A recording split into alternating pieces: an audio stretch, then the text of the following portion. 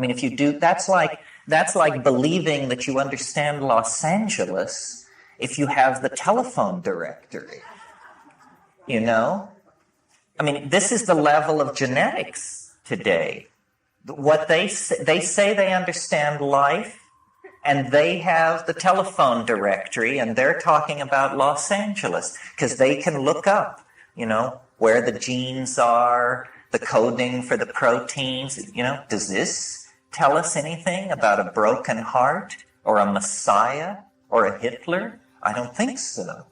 So what we are trying to do is return the focus of attention to individual experience. We have been slave too long to ideology transmitted hierarchically and based on a tremendously alienating instrumentality.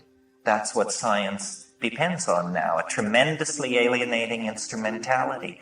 What we need to do is empower experience. Well, this is where the psychedelics come in, because citizens don't take psychedelics because it's illegal.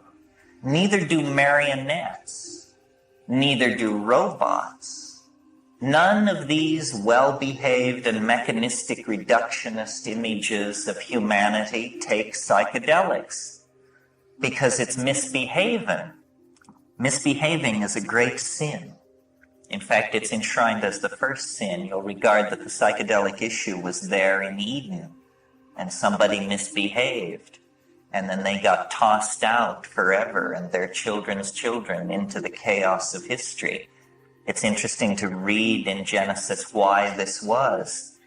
It was because they will become as we are, says Yahweh.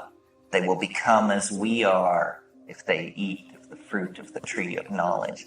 I suggest to you that this is precisely what we should seek to do, and that this we is the voice of hierarchy, the voice of paternalism, the voice of the male ego finally right up into the storm god, the volcano god who lies back there in the origins of monotheism.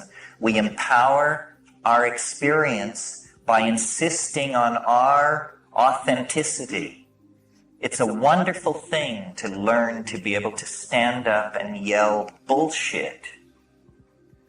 I did it when I was about 18 years old, and it was the meme of the hour, and it blew their minds. It did blow their minds. It was uncivil. It was uncivil. It lacked polity. It was rude and crude and correct. Because so much is being slung, and nobody is talking about the primacy of experience and the dignity of the individual. The dignity of the individual. We went a long way with this in America before we betrayed it. And it wasn't only betrayed by the clowns in Washington. It's also betrayed by anybody who clusters themselves around the feet of some self-proclaimed nabob. Because the fact of the matter is, nobody knows what's going on. Nobody knows. Nobody has the faintest idea. The best guesses are lies. You may be sure of it.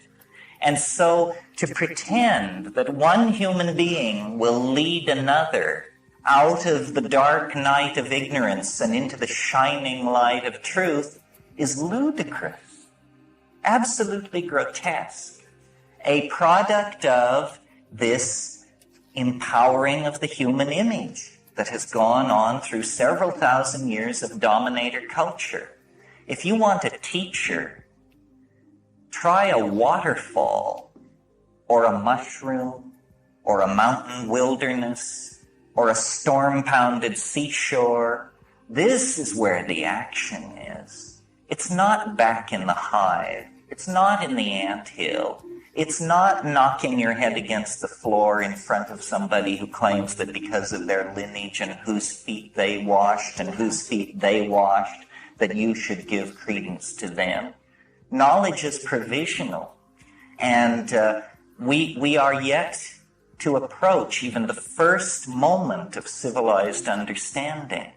The way it is to be done is by trusting yourself, trusting your intuition. Reject authority. Authority is a lie and an abomination. Authority will lead you into ruin. It's not real. And it isn't, don't get the idea that it's this liberal rap about how everybody has a piece of the action. You know, the Jews know something, the Buddhists know something, the Huichol know something. Nonsense. Rubbish. Nobody knows anything.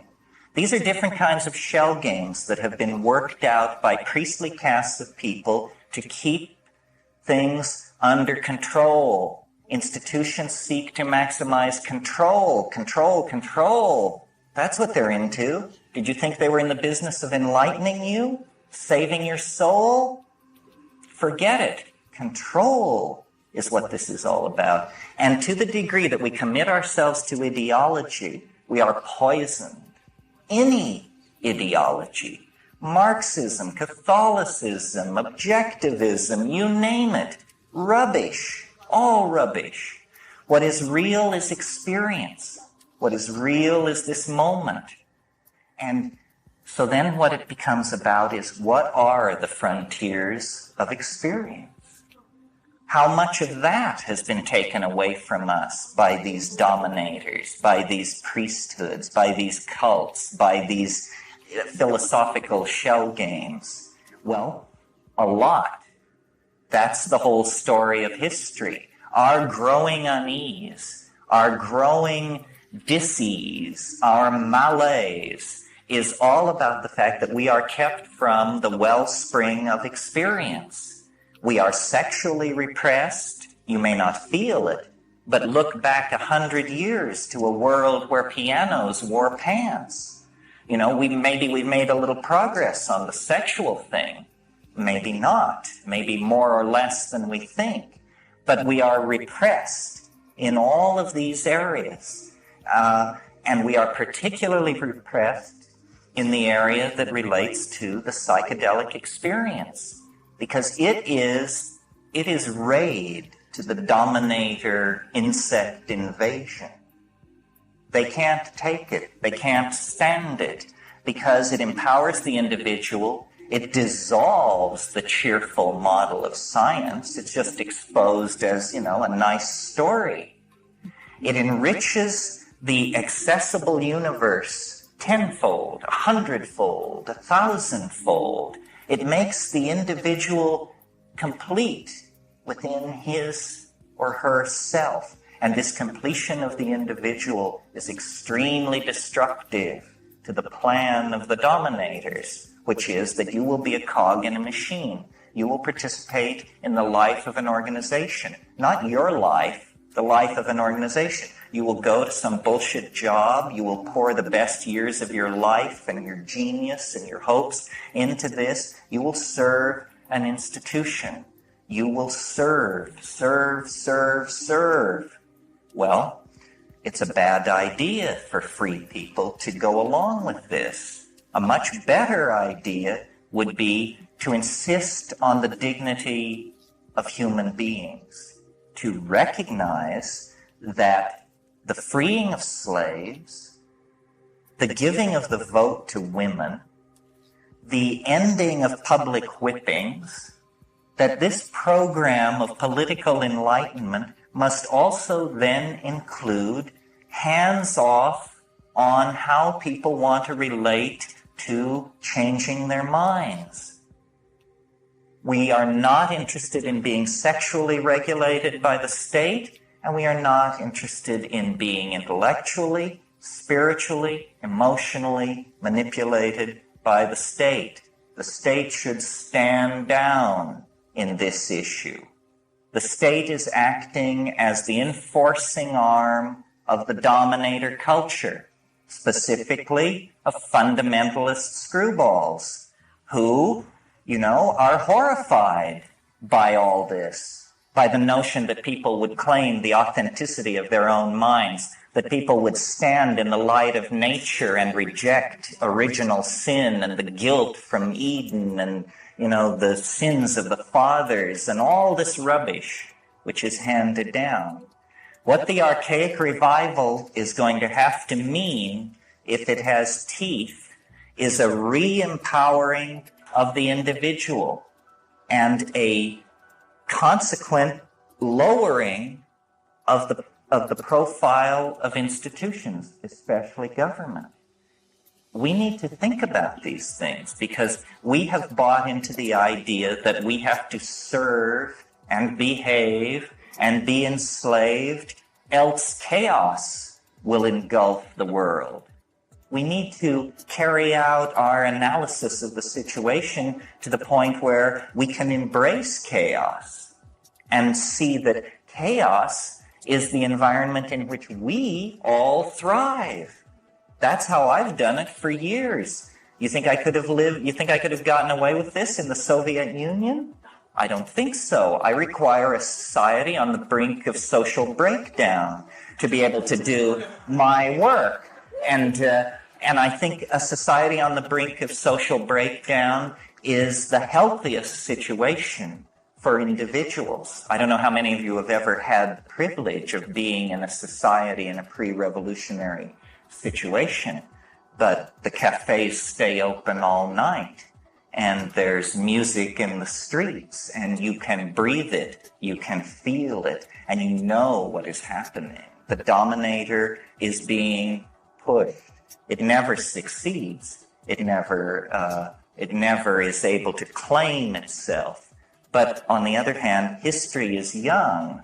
We may have a crack at this. A global society is coming into being. A global society made out of information that was not intended to be ours, but which is ours through the mistaken invention and distribution of small computers, the printing press, all of this stuff. Information is power, and information has been spilled by the clumsy handling of the cybernetic revolution by the dominator culture so that it is everywhere. Never has the situation been more fluid.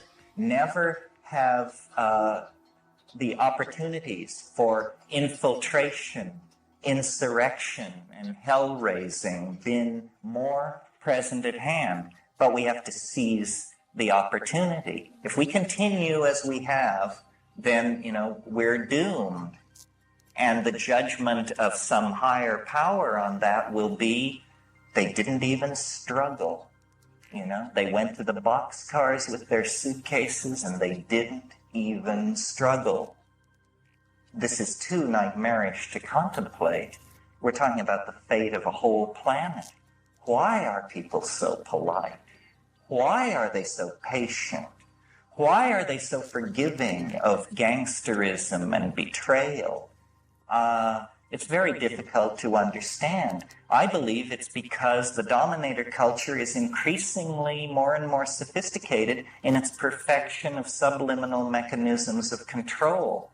And I don't mean anything grandiose and paranoid. I just mean that through press releases and sound bites and the enforced idiocy of television, the drama of a dying world has been turned into a soap opera for most people.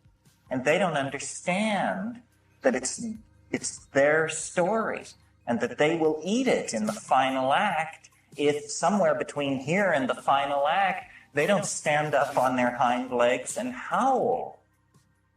And it's not done through organizing. It's not done through vanguard parties or cadres of intellectual elites. It's done through just walking away from all of that. Claiming your identity, claiming your vision, your being, your intuition, and then acting from that without regret. Cleanly, without regret.